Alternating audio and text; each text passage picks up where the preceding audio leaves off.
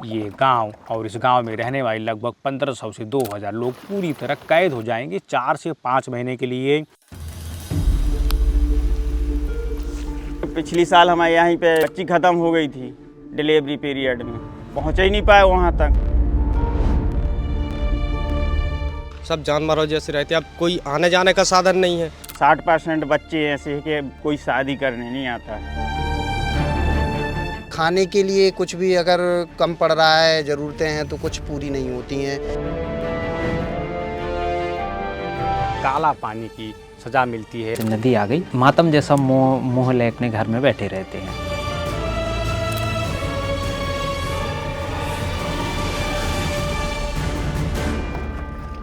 मैं एक रिपोर्ट के लिए निकला था और रास्ते में यहाँ खाना खाने रुका।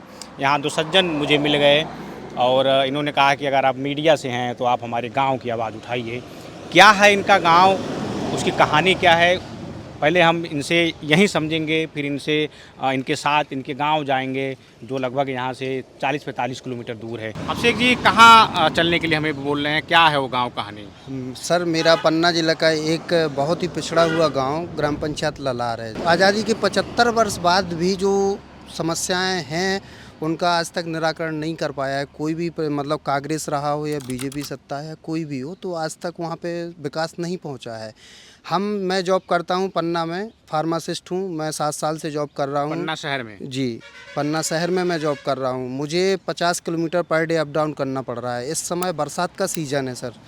अब एक जो ललार के लिए जाने का सहारा मात्र कैन नदी पर नाव है, एक छोटी सी नाव है, वो भी क्षतिग्रस्त है। अब सर, अगर नदी ज़्यादा आता है, बारिश ज़्यादा होती है, तो हमको 4 महीने जो स्टे है वो यहीं पन्ना शहर में करना पड़ता है। हम अपने गांव नहीं जा सकते। कोई भी सुविधा नहीं है।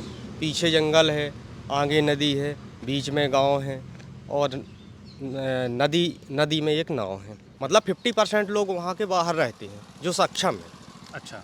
कहीं कोई चंदनगर में रहता है तो कोई बमीठा में, कोई खजुराहो में, कोई पन्ना में, कोई छतरपुर में निकल जाते हैं जो सक्षम लोग हैं। बाकी जो बचे हुए हैं लो क्लास के लोग, तो वो वहीं रहते हैं। फॉरेस्ट डिपार्टमेंट लगा है तो परमिशन भी नहीं देते हैं जंगल से आने की, बस डले रहते हैं, वहीं सड़ते रहते हैं। बस एक ही सहारा है, मात्र नाव। ललार गांव है और कहा जाता है कि वो पन्ना ज़िले का पहला गांव है, लेकिन जब विकास की बात होती है तो विकास के पायदान में वो सबसे नीचे दिखता है। गांव की सच्चाई क्या है हम आपको ग्राउंड से दिखाएंगे, चलिए हमारे साथ।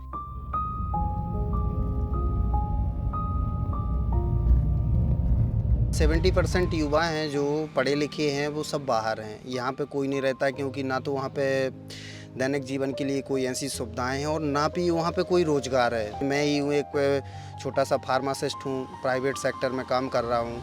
लेकिन अब जीवन यापन करने के लिए गांव से बाहर तो निकलना पड़ेगा, क्योंकि जब सुविधाएं नहीं हैं तो कुछ ना कुछ तो करना पड़ेगा। 4 महीने आवागमन टोटल क्लोज रहता है उनका।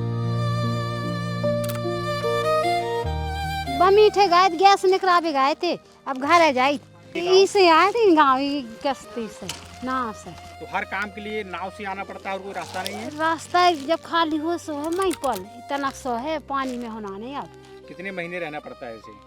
4 महीने। 4 महीने? हाँ, 4 महीने। 4 महीने आप लोग इधर नहीं आ पाते? हाँ हाँ, आप लोग उधर ही रहते हैं? उधर उधर अस्पताल, दवा, स्कूल ये सब है? कछुलो नहीं है। तबीयत खराब हो गई तब? सोईता से जा डॉक्टर। नहीं, जब नाव नहीं चलेगी तब कैसे जाएगा? मैं रह आए वही गाँव। मर जाएंगे? हाँ, मर जाएंगे। रोड है ऐसे रोड है हमारे गाँव में, न पानी है।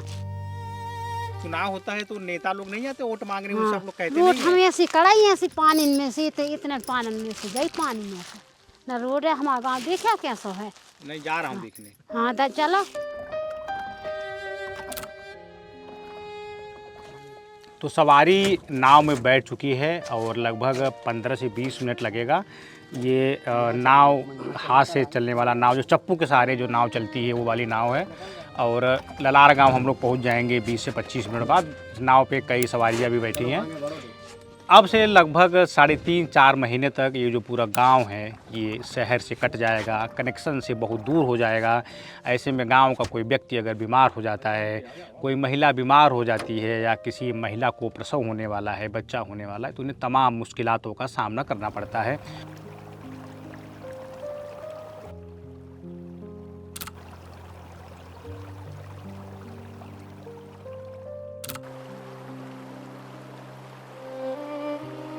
यहाँ जो अभी आप अपने गांव से निकली हैं, जो ललार गांव है आपका, हाँ, अभी यहाँ से कैसे जाएंगी, आगे का रास्ता कैसे तय करेंगी? नाव से, नदी से। अच्छा, ये जो नाव, इसी नाव से पार करके जाएंगे? हाँ हाँ आप इसी गांव में पली बढ़ी हैं, हाँ। क्या क्या सुविधाएं हैं आपके गांव में, क्या नहीं है? सुविधा तो यहाँ पे कुछ भी नहीं है। 8वीं तक स्कूल है, अब सुविधा तो यहाँ क्या, नाव से जाना पड़ता है। तो अगर 8वीं के बाद किसी को पढ़ना हो तो कहाँ कैसे पढ़ेगा, कहाँ जाता है वो? कहीं पन्ना आ जाते, कहीं नाव से जाते, नदी आ जाती है तो कैसे जाएं? तो जब नदी आती है तो कितने महीने तक बच्चे स्कूल नहीं जा पाते जो 8वीं के बाद बाहर पढ़ते हैं? जब तक नदी खाली नहीं होती। कितना महीना? 2-3-4 महीने।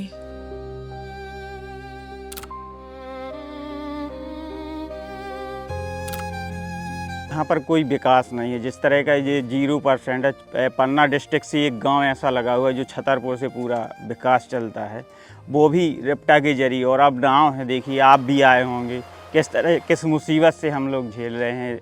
और हमारे जो बच्चों का स्तर है, 6 महीने पढ़ाई लूज हो जाती है, बिल्कुल डैमेज हो जाती है। रिजल्ट बाद में 0 निकलता है। जैसे अब 6 माह जाना ही नहीं मिलता है 8वीं के बाद, इसलिए कहा था हमें अपनी बच्ची को देना ही नहीं है वहाँ पे। कम से कम 70% बच्चे हैं यहाँ पे, शादी नहीं हुई, 40-40 साल के हो गए। यहाँ जो पंचायत में कम से कम 1.5 करोड़ का बजट आया है, आप देखिए 0% है, कोई काम नहीं हुआ है।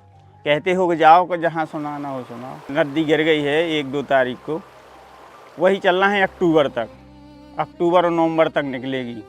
नाव जब ज़्यादा नदी हो जाती है फिर नहीं चलती है। थोड़ी अभी सिलो नदी है, अब जिस तरह आए हैं अब, और जब ज़्यादा उफान पे आ जाती है तो बहुत सबरे पानी हो जाता है। और प्रशासन ज़्यादा ध्यान नहीं दे रहा है। जो एक लोकल के कर्मचारी हैं यहाँ पर, पंचायत स्तर के, पूरा बजट कागजों पर जाता है। प्रशासन से यही निवेदन है कि या तो इसका व्यवस्थापन करवा दें या अन्यथा इसको पुल लेने की अति महान कृपा करें। हम लोगों ने एक दिन प्लान बनाया कि हमारी पैदल यात्रा ललार से दिल्ली के लिए रवाना होगी, चाहे जो कुछ हो जाए।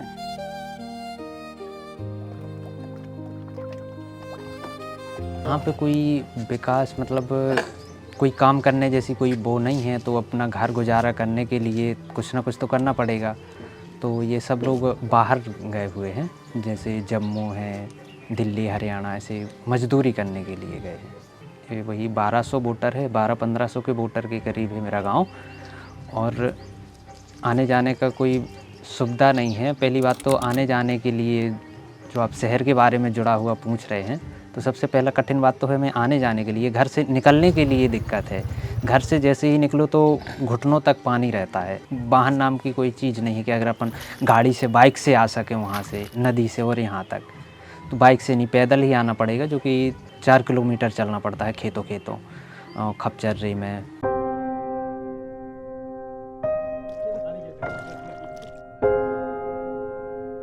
हम अपने देश के लिए तमाम बातें करते हैं। हम बातें करते हैं कि हमारा देश एक बड़ी अर्थव्यवस्था है, हमारा देश विकासशील देश है, विकासशील भारत की हम बात करते हैं। हम जब शहरों में रहते हैं तो चौड़ी चौड़ी सड़कें देखते हैं, कितनी सुख सुविधा संपन्नता देखते हैं, लेकिन इसी भारत का, इसी विकासशील भारत का, इसी बड़ी अर्थव्यवस्था वाले भारत की एक दूसरी तस्वीर भी है, जो हमें दिखाया ढाबे पर खाना खाते समय मिले अभिषेक और गजेंद्र ने। जिस पन्ना की पहचान पूरे देश में, पूरी दुनिया में उसके चमकदार हीरे के लिए होती है, उसी पन्ना के इस गांव के हिस्से में वह चमक नहीं आई। यहाँ के युवा बहुत कुछ करना चाहते हैं, नौकरी करना चाहते हैं, पढ़ना चाहते हैं, लेकिन उनके रास्ते में एक बड़ी बाधा है, रास्ते का न होना।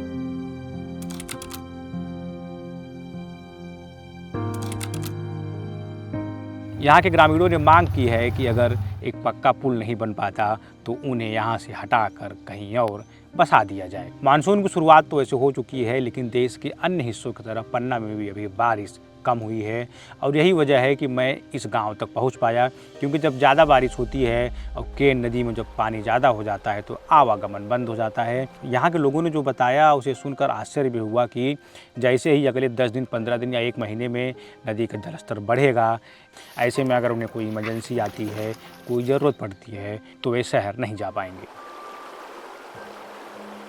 ऐसी तमाम ज़मीनी रिपोर्ट देखने के लिए आप हमारे YouTube चैनल को सब्सक्राइब कर लीजिए, और अगर आप यह वीडियो फेसबुक पेज पर देख रहे हैं तो हमारे पेज को लाइक कर लीजिए, फॉलो कर लीजिए और अगर वीडियो पसंद आया हो तो आगे बढ़ाना न भूलें।